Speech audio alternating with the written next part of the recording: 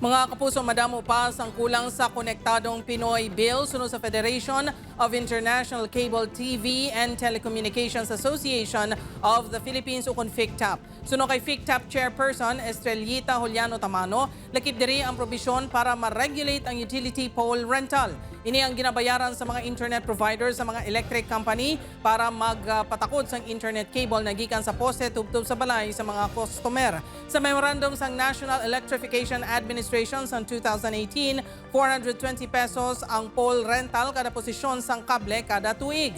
Suno kay Tamano, mabugat ini sa bulsa sa magagmay nga cable TV kag internet provider gani kuntani ginkonsulta sila sa mga kongresista. Ang Konektadong Pinoy Bill nga tuyo nga pabaskugon kag himuon nga barato ang internet sa bugos nga pungsod nga aprobado na sa Kamara kag Senado. Kag natalana nga talakayon sa Bicameral Conference Committee. Ipalabot sa FICTAP kay Presidente Bongbong Marcos ang ila hingyo.